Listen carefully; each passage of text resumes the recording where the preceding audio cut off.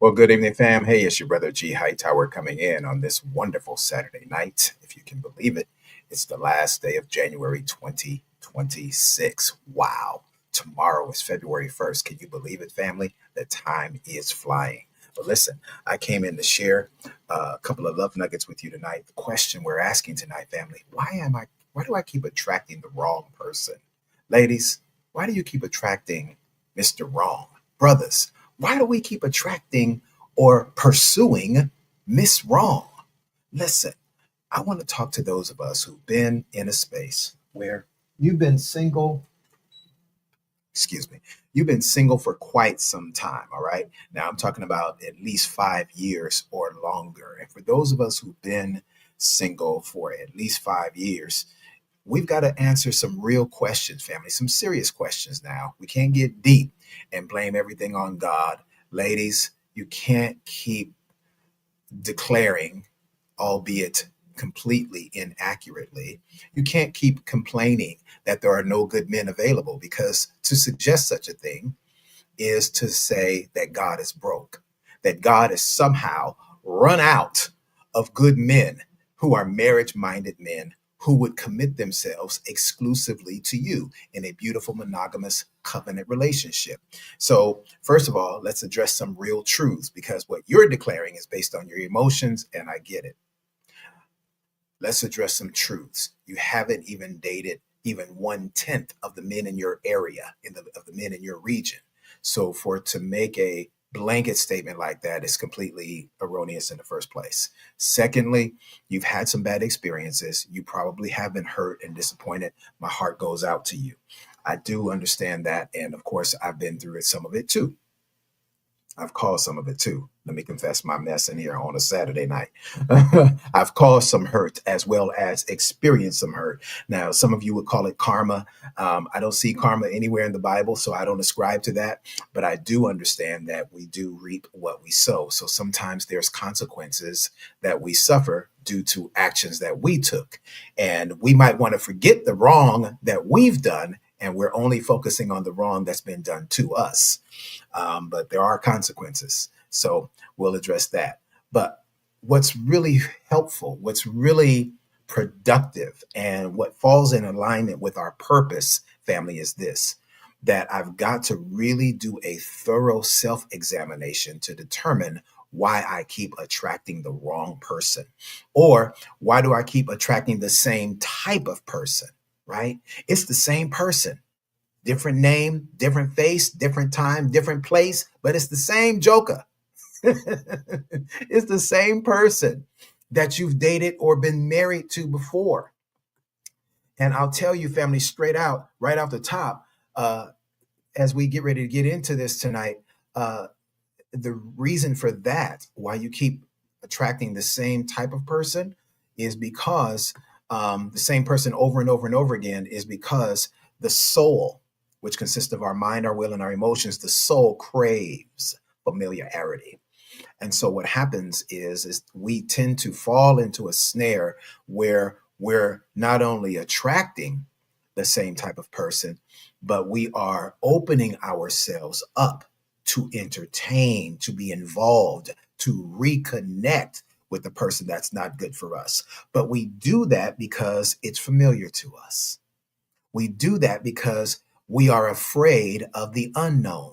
And fear causes us to make some unhealthy decisions. It causes us to make decisions that are counterproductive to our purpose. And so now we're making decisions because I'm comfortable with that. We'll even say this either inwardly or outwardly. We'll say things like, oh, well, at least I know what I'm dealing with if I choose him, if I go back to him, if I go back to her, at least I know what I got. At least I know what I'm dealing with. I don't know what's out there. No telling what was out there. And so instead of opening ourselves up to the possibilities of something new and wonderful, we will entertain and give access to. My God, who are we helping on this broadcast already? We will open ourselves up and give access to people who have been already proven to be detrimental or at the very least, be a distraction to our destiny. These people aren't destiny partners. They're not destiny mates. They are destiny distractions. And so I want to address a few things with us tonight, family, to help us. Iman, thank you so much for sharing. I appreciate you, dear. Angelina, blessings. Thanks for coming in. Listen, you all, please go ahead and share. Iman came in and shared a whole bunch of names. Thank you so much, Iman. Would you all do a favor for me and do what my sister Iman has done? Drop at least 3 names in the comment section. This is going to be really helpful because this will be a blessing to somebody else. You know, someone else that can really benefit from this information that we're sharing tonight. All right. So go ahead and drop 3 names in the comment section, share it on your page, and let's go. Let's get into it. All right. So let's look at love nugget number 1. I'm already sharing a couple of love nuggets, but we'll go ahead and officially get into our session for tonight. So number 1, why do I keep attracting the wrong one? Now, I have heard it said that we attract people based on who we are. There is a measure. And I'm going to say a small measure of truth to that. We can't use that as a universal law principle. We can't, because to do so means that we are saying that Jesus, our Savior, the man who was God in the flesh, that there was something wrong with him, because look at all the people he attracted: sick, paralyzed, broken, disturbed, demon possessed. Come on, y'all. What are we talking about when we try to put that out there into the universe like it's a law, like it's a biblical principle? It's not. If you are an awesome person and you have compassion, you have empathy, you are a person of great wisdom, you are a person who is very loving and very kind-hearted, well, there will be oftentimes people who are attracted to the goodness in you, even though they may not be good people. So what we have to do, family, is not allow ourselves to think bad of ourselves just because you keep attracting not so good people. All right. Darkness will always be attracted to the light. Come on, somebody. I'm teaching way better than y'all saying amen in this broadcast. Listen. So don't trip. Don't beat yourself up. Don't live under this umbrella of condemnation and guilt and shame. All right. Because that's not going to be helpful for you. You'll start thinking that, because if you maintain that thought as a truth, as a reality, when it's not, if you maintain that as being factual when it's not, then you will start thinking from a broken place, relationship wise. You'll start thinking from the place of, I'm going to call it an avoidant attachment style, where you'll start thinking that, or rather a fearful avoidant attachment style, which is that you don't feel that you're worthy of love. And if you don't feel that you're worthy of love, then what happens is you will overcompensate in almost every relationship, thinking that I got to do all these things to earn their love. And if you do all these things to earn their love, and overcompensating by going the extra mile when that person is not even reciprocating back to you, now you're in an imbalanced, unhealthy relationship. All right. I need everybody to drop this in the chat. I am worthy of love. I am worthy of love. I am worthy of real love. Come on, I need everybody to drop that in the chat. I am worthy of real love. Yes, you are. Yes, you are. I don't care how many mistakes you've made in your past. Don't let anybody put you in jail and throw away the key. Like, because you did that. I was counseling with a woman who has had multiple abortions. And she was so emotional. I mean, she couldn't even get through the 1 hour session. She couldn't even get through it without stop crying, because, she's been made to feel like that she's not worthy of love because she's had multiple abortions. I told her that first and foremost, God has not given up on you. You must not give up on yourself. Okay. So you've had multiple abortions. Here's what the Bible says in First John chapter 1, that if you will confess your sin, God is faithful and just to forgive us of our sin and cleanse us from all unrighteousness. There's no act of unrighteousness, even an abortion. There's no act of unrighteousness that God will not forgive. God is always ready and waiting for us with outstretched arms, ready to receive us back. God just needs us to come back.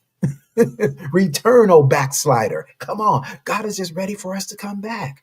Come on. Romans chapter 8, verse 1 says, there is therefore now, right now, no condemnation. So, brothers, even those of us who have been shady and we have broken some women's hearts, God says, brothers, pick yourself up, brush yourself off, and get back to God. Because God says, listen, I'm ready to receive you. I'm ready to restore you. I'm ready to renew your mind so that you are getting in position to have a healthy love relationship, to have a healthy covenant marriage. Come on, somebody.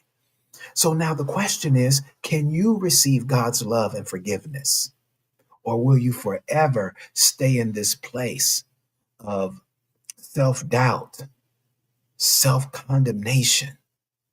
Because if you can't receive God's love and you can't receive his mercy and you can't receive his forgiveness and you remain under this self-imposed guillotine of guilt, well, what happens is you'll end up sabotaging healthy relationships, because God is going to send a great man into your life, ladies. Oh my God. Can I help y'all up in here tonight? Listen, God is going to send a great man into your life. But if you're not emotionally healthy, and if you are still condemning yourself for the mistakes you've made in your past, you will sabotage that relationship that's coming to bring you into a new future. Oh my God. Come on, brothers. I'm an equal opportunity preacher. I got to pull up on us too. Brothers, listen, you have had some really good women. You keep fumbling them. Yeah, you. That's right, bruh. You keep fumbling them. You keep pushing these good women away. No, Coach G. No, I just ain't had no good women, because all these women is about is money nowadays. They all about the bag. It's transactional relationships. You know what I'm saying? No, bruh. No, bruh. We ain't about to do that. We're not about to paint that picture. That narrative is not true. Are there women like that? Of course there are. We see them and hear them on the podcast shows daily. They're in our news feed on any social media platform you go on. They're there. But the mass majority of women are not like that. Yes, that's right, brothers. Unfortunately, just like the men, where we hear the negative, toxic jokers who have the mic most often, it's the same thing is true for women. Brothers, there are so many good, godly women out there that are marriage minded, that are ready to love their husbands, ready to support their husbands, ready to help build his vision. Come on. Now, of course, there are women who are not. I've talked to some of them too. But we ain't tripping off of them, right? Come on. Listen, I know some of y'all gonna, you know, disagree with me or try to get me to change my mind. I'm never changing my mind, like, ever in life. But I personally don't like okra. Okay. I don't care. Church mothers, I love y'all. Y'all are beautiful. I know some of y'all have tried to bring some to pastor to the church. Well, pastor, the way I do my okra, not okra. The way I do my okra, I put a little butter in it, a little seasoning in it, and I just boil all the slimy stuff out, and I put a little rice up in there with some olive oil. Thank you, church mother. I appreciate you. I'm just not going to eat okra, period. All right. But I said that to say this, that when I go to the grocery store, I already know what I don't want. I'm not in the store to identify the multitudinous things in this store that I don't want. I'm there in the store shopping for what I do want. Ladies and gentlemen, let me help y'all up in here tonight. Y'all have to stop focusing on what you don't want and focus yourself on what you do want. Here comes L saying, you know what, Pastor G, I like okra. I personally like okra. I don't care. It's slimy. I don't care. I just eat the slime too. That is the slime and everything. Bless you, Miss L. You can have it. You can have it. If they put some on my plate, I'll share it with you. I'll pass it over to you. Hey, here, Al, here's my okra. My God, it's horrible. Listen, they be trying to sneak too. You know, my dad, God rest his soul, my dad used to try to sneak and put it in the gumbo and stuff like that. I just pick it right out. Bloop, bloop, bloop. I pick it right on out. I'm not eating. I don't care if it's in the gumbo. Praise God, I'm getting it out. But listen, so we have to focus our attention, focus our time, focus our energy on what we do want. Why in the world do y'all waste so much time talking and posting and looking at all the things that you don't want? I don't waste any time there. Come on, I'm in this space. I've been serving in this capacity as a relationships consultant for 21 years, y'all. 21. All right. I ain't new to this. I'm real true to this. And with the myriad of people that I talked to and coached and worked with over the years, all over the world, I do not waste time on things that we don't want. I don't waste too much time, even with clients that I have. We do have to talk about some things about our past because we have to address those things from our past to ensure that we don't repeat the mistakes of our past. But I don't let my clients stay too long there. We ain't about to sit here for a whole hour and be like, because so then after that, I just went back. No, let's talk about it. Let's address it. And then boom, let's now start taking steps to get over it. All right. The Bible says, forgetting those things that are behind, reaching forth to those things that lie ahead. Come on. Isaiah 43 says, remember not the former things. Don't even consider the things of old. Behold, I shall do a new thing for you. It's impossible for us to gravitate toward and take possession of wonderful new things if we're still focused on the pain of the old things. You got to let that go. Can I get a few awesome people of faith to drop in the chat 3 words for me? Let it go. Let it go. Let it go. Let it go. And no, letting it go is not easy. It's not an overnight process, but you do got to begin the process. And the sooner you begin the process of letting it go, the quicker you will be able to let it go completely and no longer give thought to it, no longer give time, energy, or attention to it. All right? Come on, I need some faith-filled folks to drop in the chat. Let it go. Let it go. Let it go. Let it go. Come on. Shout out to Teddy Pendergrass. Teddy P said, I think I better let it go. Looks like another love TKO. Let it go. I can't sing, y'all. Sorry. All right, let's go.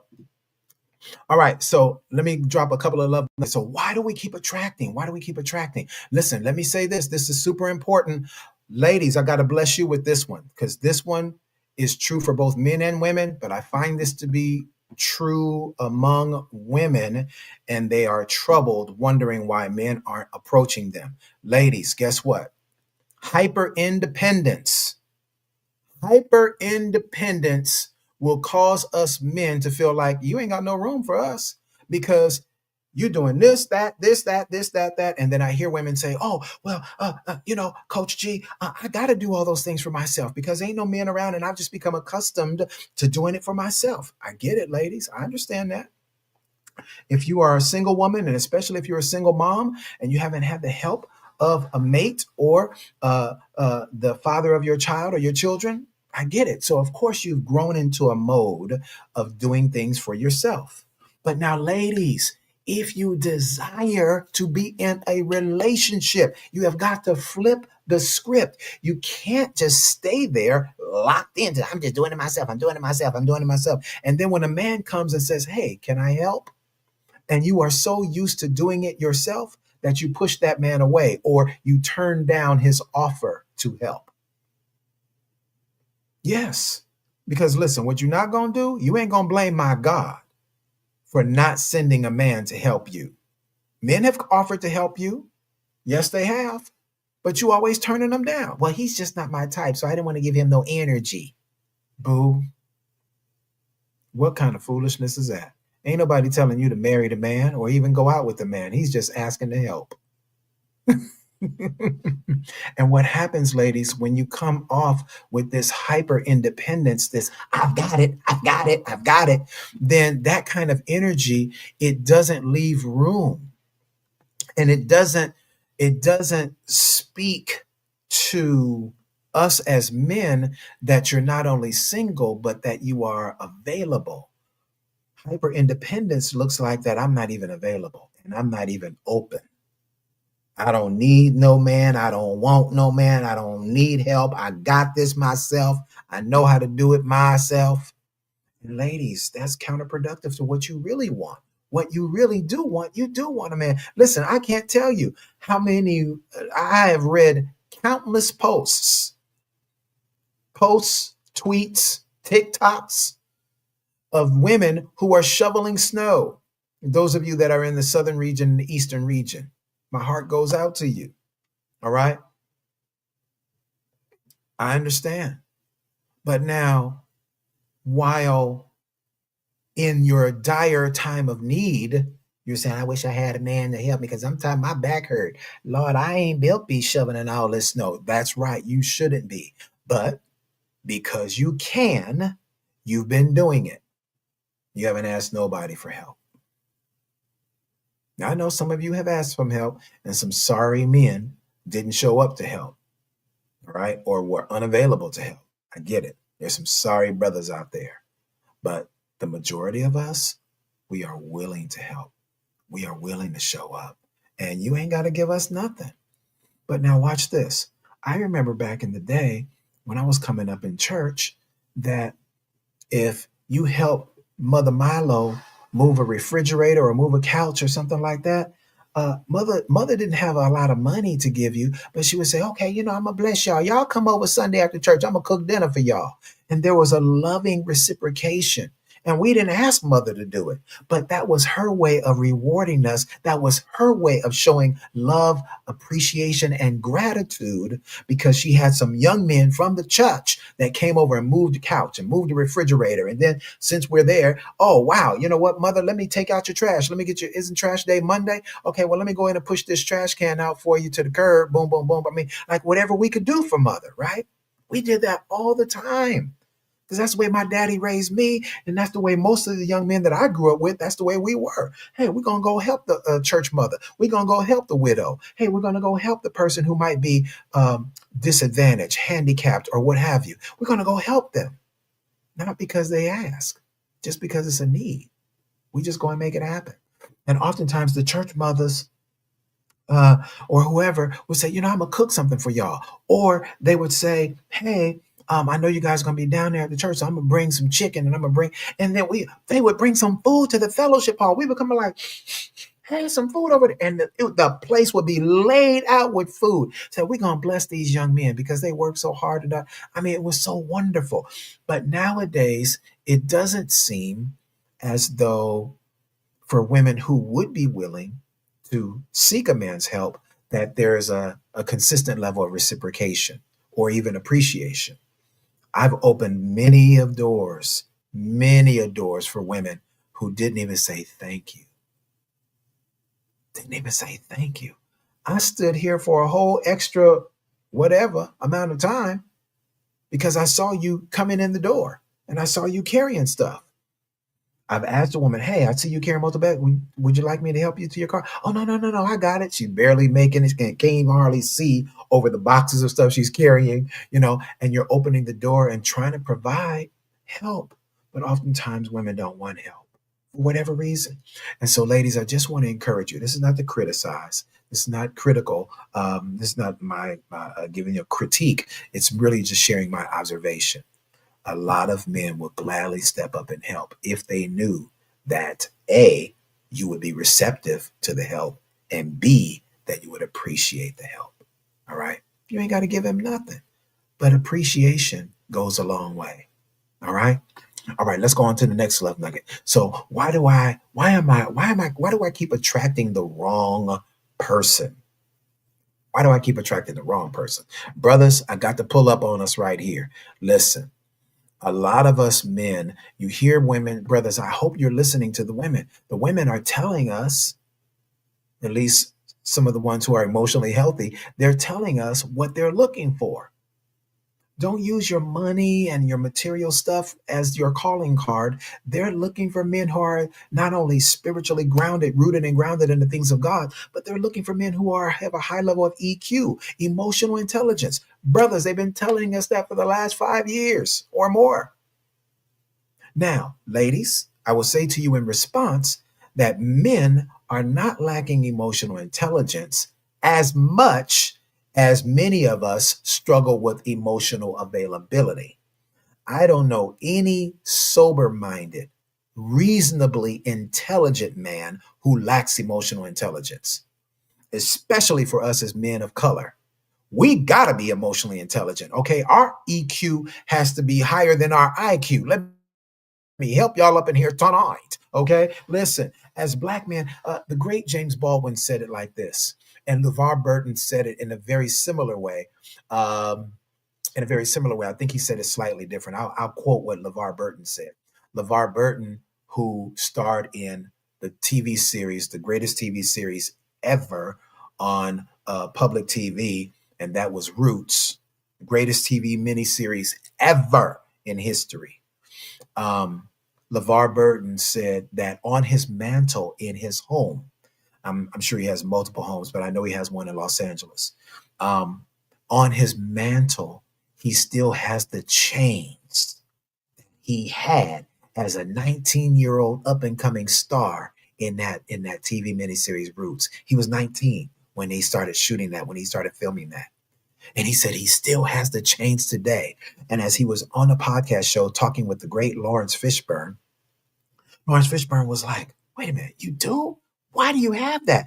And LeVar Burton says, I have those chains to remind me that no matter how far I've gone, how how much I have accomplished as an actor, as a storyteller, I must never remember, number one, the pain of my ancestors and where I came from, and also to remember that I'm not too far beyond the place of still having these chains. Please excuse me. I'm paraphrasing how he said it.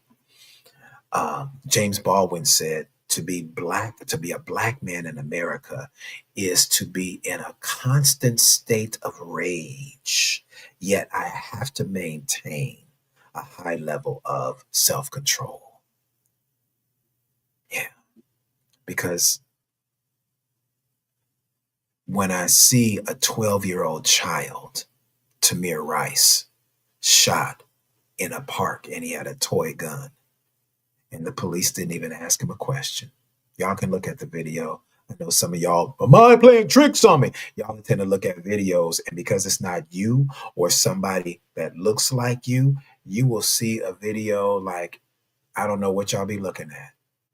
Y'all got the same kind of, some of you got the same kind of mindsets as the people that were looking at the Rodney King video and said, well, why didn't he just lay on the ground while he was surrounded by police and getting beat for over 5 minutes? Tamir Rice was a 12-year-old child in a park in the snow playing with a toy gun. The police didn't even roll up on him and ask him a question. They didn't offer a taser. They didn't offer anything. Mind you, a 12-year-old child. Before the police car could even stop rolling, the police officer on the passenger side jumped out and shot this kid. So when you see things like that, when you see things like Trayvon Martin, when you hear things like Breonna Taylor, and it goes on and on and on and on, when you hear about and see these things happening for us as Black people in general and as Black men, it is causing us to live in a constant state of rage, yet we have to maintain a high level of self-control. So, ladies, to all my beautiful Black and brown queens especially, ladies, we don't lack emotional intelligence. We do have a challenge with emotional availability. And that's something that can easily be helped. That's not something that's an incurable disease. That can be helped. You know how you can cultivate a space that will cause that man to become emotionally available? Just create a safe space for him to share without judging him for what he says. And when he does begin to open up, ladies, when he does begin to open up, resist the temptation to interrupt him. Hamburger, zip the lip and let that brother talk. You've been asking for him to open up. You've been asking for him to share. You've been asking for a man who's emotionally available. When the man begins to talk, shut to the up. Shut to the up. And let the man talk. If you got to write a question down, write it down so that you don't forget what you want to say. But don't interrupt him, which suggests that you are only listening to respond versus listening to understand. Listen to the man. Just let him talk. He may even answer your question while he's talking. All right? Now, brothers, I've got to encourage you with this. Brothers, you cannot stay in stonewalling mode and think that you're going to attract an awesome quality woman, because a quality woman is not going to stay around while you still wearing a frown, tears of a clown when no one's around. Listen, no woman is going to, because that says that you're in a state of brokenness that you're not ready to address, that you're not ready to be healed from. And why would anybody stay in that place with them? No, brothers, She's not obligated to stay with you while you're in that broken place and you haven't addressed your own emotional brokenness. No, she's not obligated to stay there with you. And why would she? Think about your daughter. You wouldn't want your daughter, your sister, or your mama to be with somebody who's got this deep level, whether it's relationship PTSD, whether you have served in the military and you have PTSD. If so, my heart goes out to you. I commend you. Thank you, sir. Thank you, ma'am, for your service to our country. If you are having issues with PTSD, there are things you can do to get over that, to get healed from that, to get restored. There are people who are licensed, certified professionals who can help you with that. Hey, Julene, good to see you. So the reality is, brothers, one of the things that will attract and keep the attention of a good quality woman is when we get out of stonewalling mode.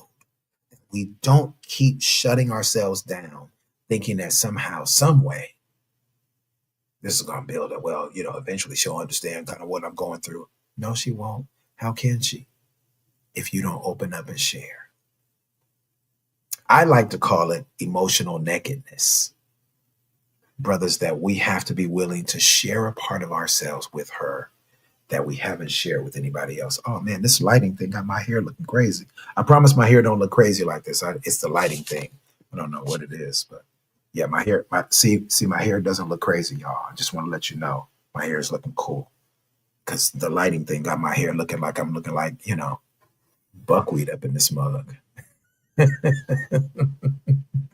All right. So let me share another love nugget for my brothers. What will position us, brothers, to attract women and discover women on a higher level. All right. Listen, let me give you this, brothers, because this one is a gem that a lot of us, we tend to overlook.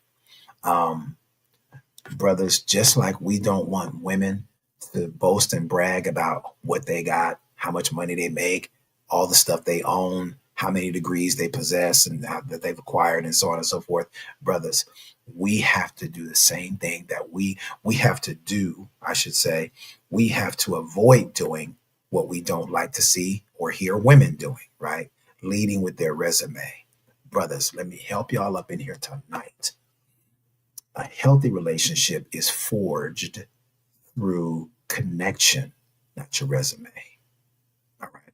When you first introduce yourself to this lady, or the two of you are introduced by a mutual party, whatever, however that connection takes place, brothers, at that moment, the clock begins to tick.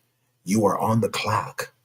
If she's a woman who is of interest to you, you are on the clock. Your job is to try to build a bond with her and to somehow earn just a little bit of her trust. So you don't want to lead with resume. You don't want to do what 18 other brothers have done that she's met tonight or this week. No, you want to stand out. So, brothers, you want to share something, a little something. Don't roll out a scroll of things about yourself, but share a little bit of something about yourself that's different from all the other brothers. What makes you unique to her, right? Not how much money you got, not much what the car you got parked outside. Man, please, she done heard all that drag. All right? That's not going to make you a standout. That's going to make you just like all the other brothers who got a little something, something going on. Or men who are very successful, but he's leading with the resume of his success versus leading with the character of who he is. All right? So, brothers, talk about things that will win her heart. Find out, first of all, things that she likes, what appeals to her. It's going to be difficult for you to navigate that conversation if you haven't begun to ask her a couple of questions, right? And by asking her a couple of questions, it shows that you are interested in who she is on the inside versus how good she looks on the outside. Because most women who are mature, and I'm talking about women who are on the other side of 40, man, they know the game. They know we like them and they know we looking at them. They know, and especially when she came out dressed and she's dressed like I'm her. Yeah, she already know. She knows how good she looks. So we ain't got to sit there all night and tell her how good she looks. Let's get beyond the looks. Let's find out who she is. And for those of us who are faith-based, those of us who love Jesus, listen, man, find out what, find out something about her purpose. Find out something about um, what her assignment is. You know, um, okay, she might be a preacher. Wonderful. Okay, I'm not really interested in your itinerary. I'm more so interested in your heart. What is your special? What is your specialized position? Where is your heart of compassion concerning your assignment, concerning your purpose? What do you feel that you're really called to? Right? And those kind of questions, brothers, will help. It just creates a beautiful space of mutual transparency. Now we're both going to be sharing and doing something different than what most people would do when we first meet. Okay. So it's a wonderful way to really open up and begin building a bond with someone. All right. Here's the last love nugget I'm going to give tonight. I'm going to give this love nugget to the ladies. Ladies, one of the things that causes you to continually attract the wrong one is when your past. Well, I don't want to deal with the past because I think I've already addressed that. But I'm gonna talk about your guards. Okay, um, your emotional guardrails, these invisible walls. Let's talk about the invisible walls. Ladies, yes, the Bible does say, guard your heart, for out of the heart flow the issues of life. That's a real thing. At the same time, you must not be so guarded that you don't offer anyone access. If your goal, if your desire, if your prayer has been and is to be married, at some point, ladies, you've got to open up and give somebody access. And when I'm talking about access, I'm not talking about access to your house and I'm not talking about access to your body, but you do have to give people access to your heart, to your soul, right? How are we going to converse and begin building a bond without sharing, without opening up? And ladies, a lot of you are so guarded that your self protection is seeping over now and becoming self sabotage. Oh, yes, I love you, mean it.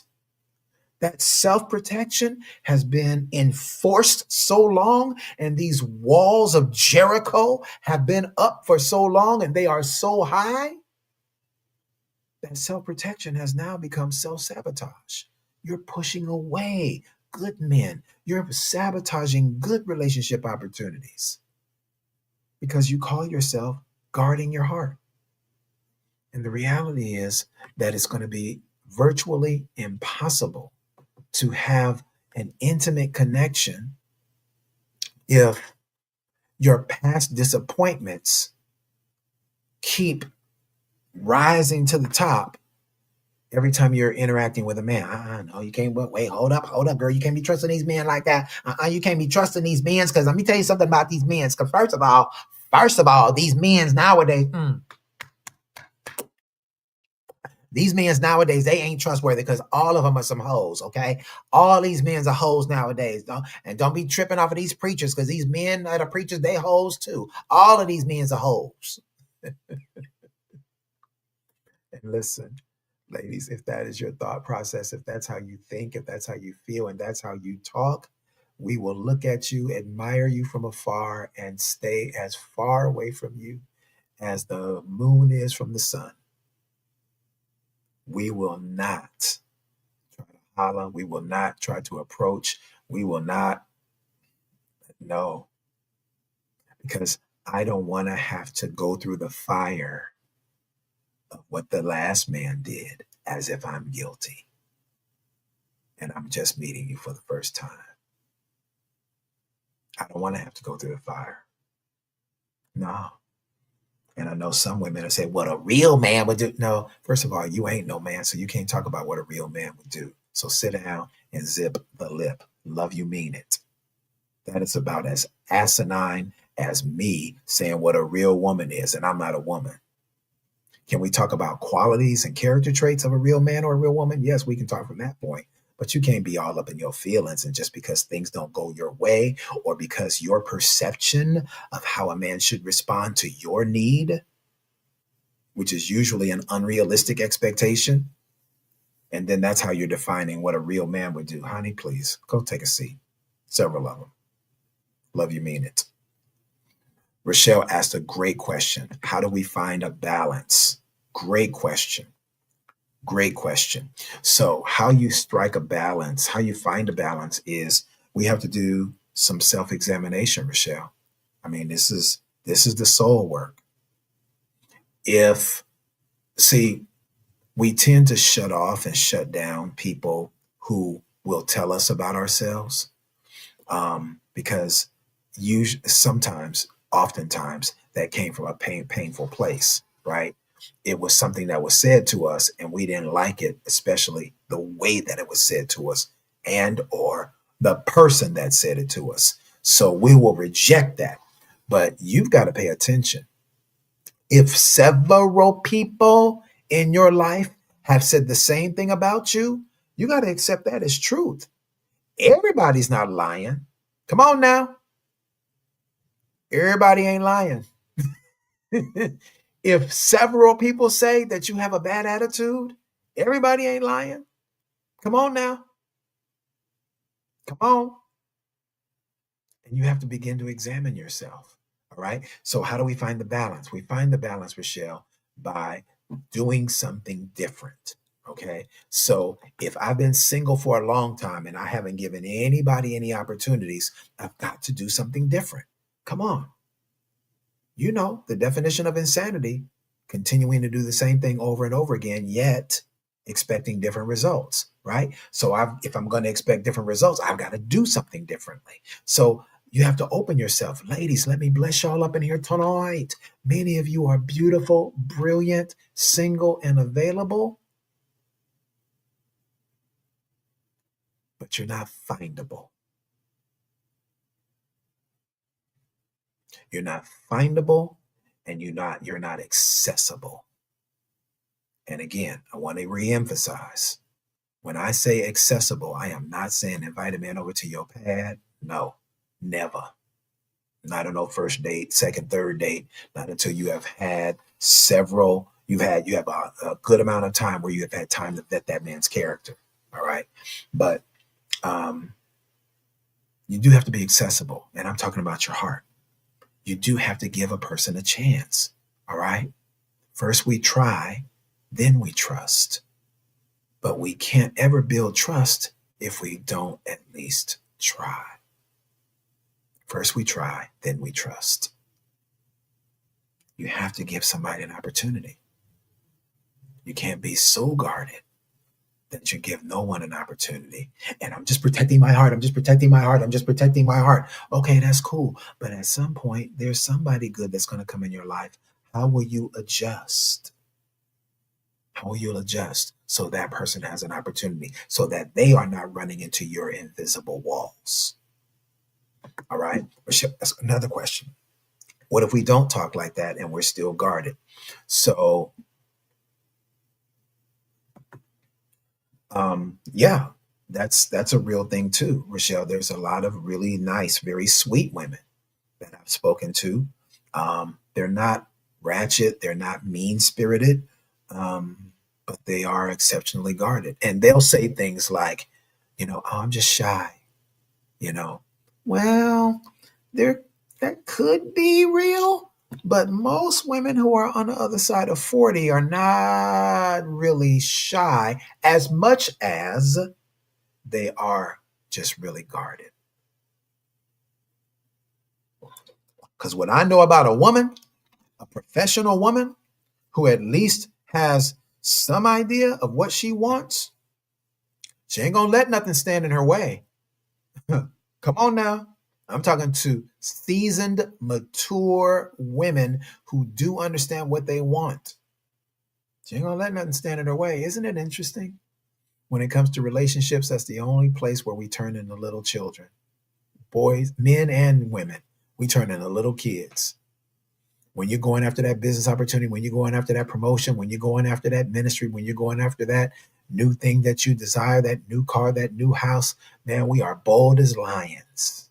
We go after it with everything we got. But when it comes time to a new relationship with you, when it's time for a new relationship, we turn into little kids. Grown, mature, brilliant women turn into little girls, twisting their hair up. Girl, I don't know. Men, big, grown, strong men, turning little boys, man. Have you asked her out yet? Nah, man. You know what, Pastor G, man? I ain't really shared nothing to her yet. You know what I'm saying? Because, I'm just trying not to rush. But, bro, how long you been talking to her? Well, we've been talking back and forth, texting. That's not talking to her, bro. You guys have been texting. That's not a conversation. No, no, no. But I'm saying, because she be busy and I be busy. Have you asked her if she's busy, or are you assuming that she's busy? Well, I'm saying, I'm just trying to give her some time. I ain't trying to rush into it. You know what I mean? Okay, so how long have you guys been in this space? We're communicating via text. Oh, it's been about 3 weeks, going on maybe like a month. Bruh, are you serious? 3, 4 weeks? You're still texting? Pick up the phone and call her. Shoot your number and ask, can you have a conversation with her? She's a grown woman, a grown, mature woman who likes you. If she's been taking the time to be texting you back and forth, trust me, brother, she's waiting on the conversation.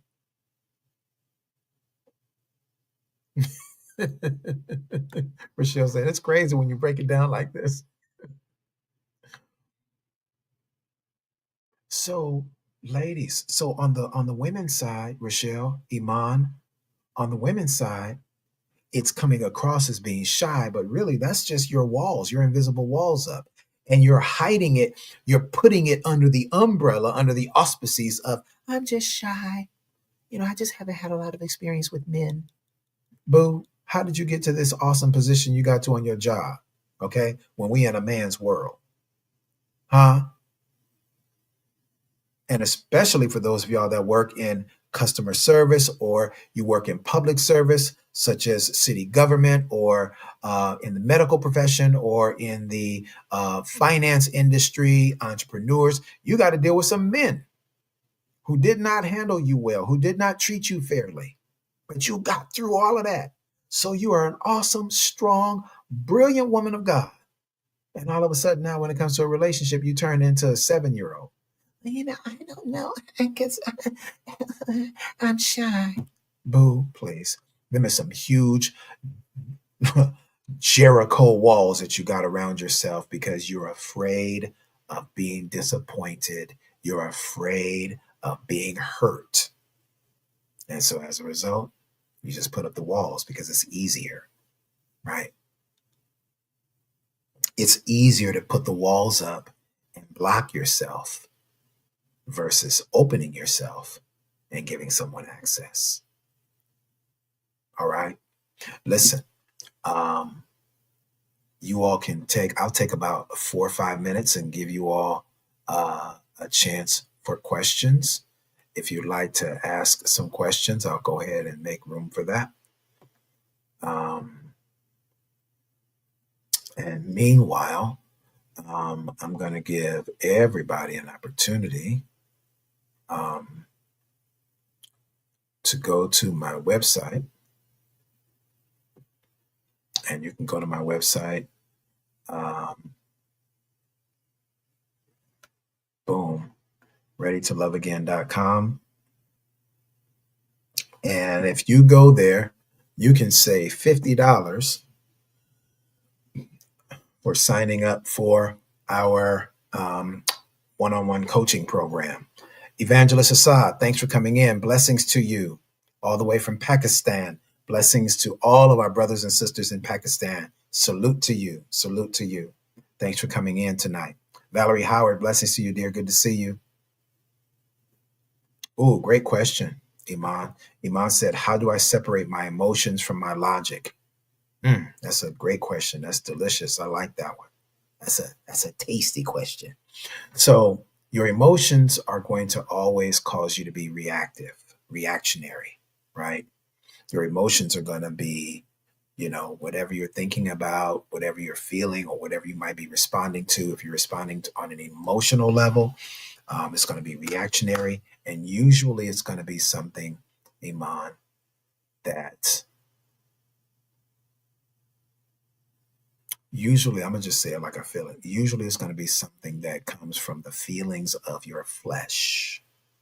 When we're using logic, when we take our time, the scripture says when we are slow, when we are swift to hear and slow to speak and slow to anger, it gives us a better opportunity to think logically and respond spiritually versus reacting emotionally. So the difference, how we get there, is just take your time. Take your time. Whatever is said or done, don't have a quick reaction. Be swift to hear and slow to speak, so that that energy, that adrenaline of your emotions can be brought down a little bit. Now, Holy Spirit has an opportunity, like, tell that little devil on your left shoulder, kick him to the curb. Let me tell you how you should respond. Boom. And you can respond logically and you can respond in love, right? Speaking the truth in love versus an emotional reaction. All right. But those of you that are interested in one-on-one coaching, or those of you that are interested in getting connected to a potential mate, potential purpose partner, boom, my website is right there for you, readytoloveagain.com. That's readytoloveagain.com. Go there. It will be a blessing to you. Sign up. You can register, and you can do everything through my website. Register right there through my website for one-on-one coaching. And I promise you, you will not be disappointed. You will be blessed beyond measure. All right. All right. Well, listen, I love you to life. Hey, Nodella, good to see you. I love you all to life. I hope you've been blessed by what we shared tonight. We talked about why am I attracting Mr. or Miss Wrong. So I shared several love nuggets tonight. And I guess I'll leave with this last love nugget. This one is important. And I want to say this one to all of my sisters, ladies, because I'm going to address this because I heard somebody say, albeit inaccurate, what she said. She said, these men are saying nowadays that they don't want to feel like they're being interviewed. She said, yes, it is an interview. Interview him. Yes, it is an interview. Da, da, da, da, da. Ladies, unless that man is applying for a job with your business or applying with a job for a job at a company that you either own or represent, you're not interviewing this man. Nobody wants to feel like they're on a job interview. Would you want, listen, I'm a former HR manager, okay? I can interview you. I can make you feel like you done came into a police investigation. Would you want me to do that to you? If I'm trying to get to know you on a personal level, or I'm trying to get to know you just as a woman and let you know me as a man? No, you wouldn't want that, ladies. Come on. Even those of you awesome women who have nothing but great attributes about who you are and you don't have anything to hide, nobody wants to feel like they're being interviewed nor interrogated. The goal is to build a relationship. And ladies, guess what? Let me give y'all some game. Let me tell you one of the secrets about us men folk. How you'll get that man to be emotionally naked with you, to open up and share some things with you. Just ask him sincerely. Ask him some sincere questions about himself. Talk about some of the things that he has accomplished. We as men, we never get enough appreciation. Never, ever, ever, ever, ever, ever, ever. Most of the things that we do for our families, for our wives, for our children, most of the things we do go unappreciated, go unacknowledged. I just told y'all a few minutes ago, I've opened many a doors for women that I didn't know. They walked through the door and didn't even say thank you. Didn't even say thank you. Where I'm from, that never happens, right? Oh, bless you, Nodella. So the way to get that man to be emotionally naked with you and to open up and become emotionally available, get that man to share and talk about himself based on you highlighting, positively acknowledging something that he has accomplished. Um, there's a woman who I consider a friend. I love her to life. Um, but you know, the scrutiny in our conversations are so frequent that it's just like I'm just going to share very little, because no man wants to feel like he's constantly being scrutinized, that he's under a microscope with everything that he says and does. No man wants to feel like that. Even for the strongest, most secure men on earth, no man wants to feel like that. So for me, it's easy. I'd rather just have less conversation with you versus whenever I have a conversation with you that it's heavily scrutinized or heavily criticized, or you're asking a bunch of questions behind it as if what I'm saying is either not authentic or whatever. There's an air of judgment regarding this. So, um, Dr. Conti says, interview me because I am interviewing and investigating you. I cannot build a relationship until I get to know you and you know me. Dr. Conti, you are a brilliant woman.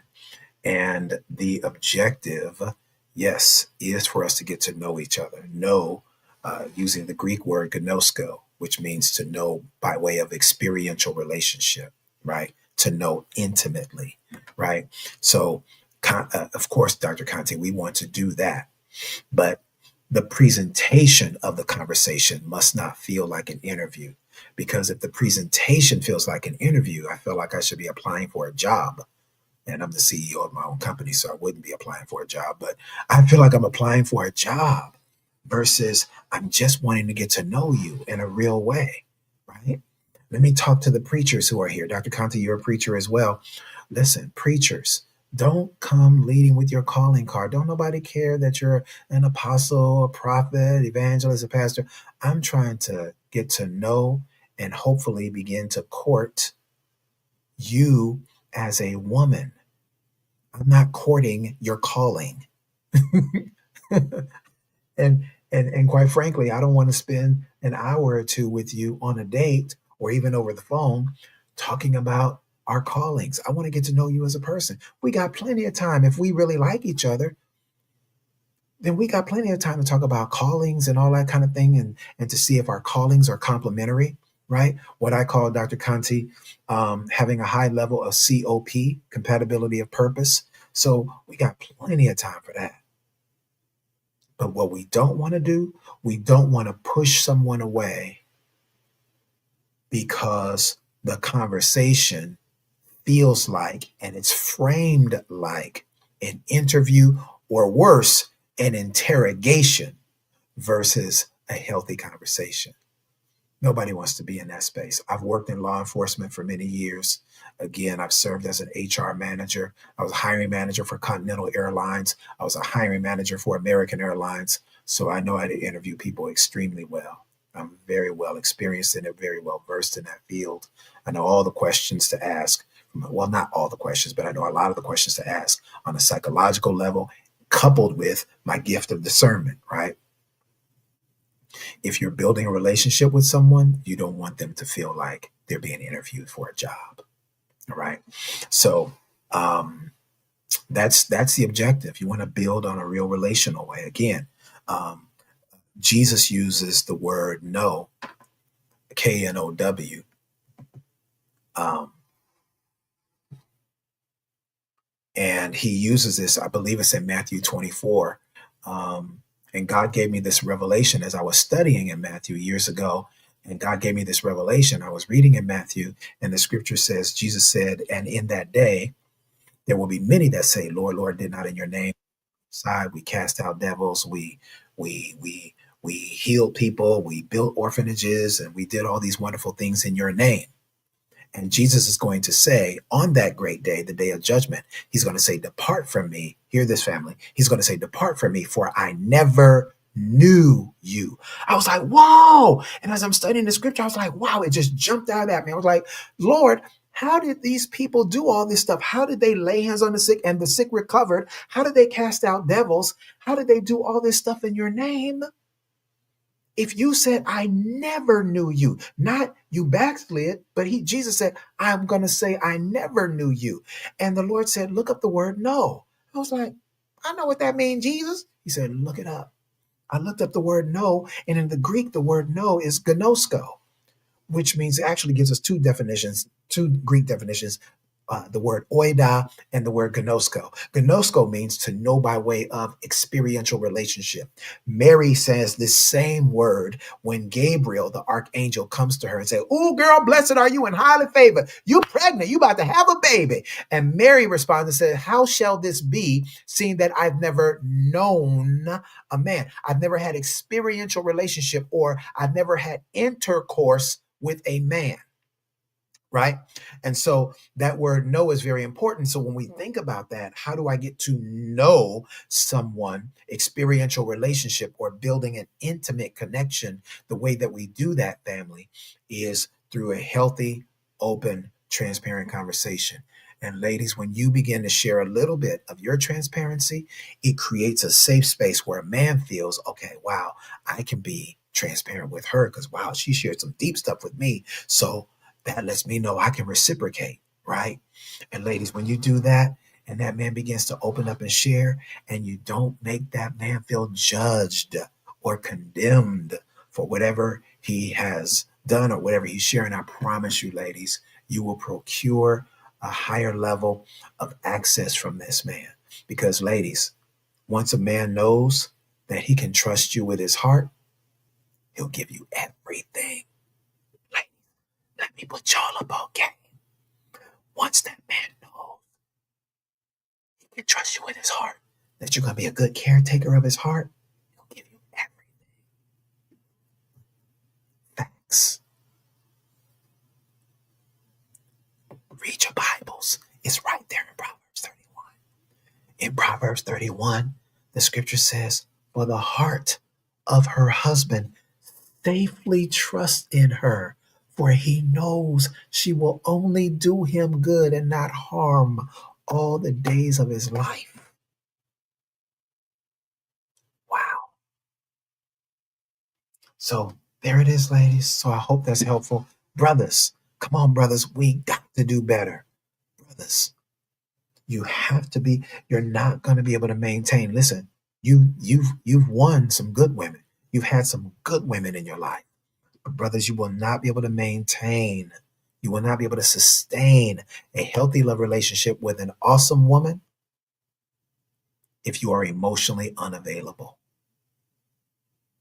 You got to be willing to share. You got to be willing to open up, because that's the only way that you can really build a bond of intimacy with her. And if you're not willing to be emotionally naked, if you're not willing to share some parts of yourself with her that others don't get to see, if you're not willing to do that, you might catch her.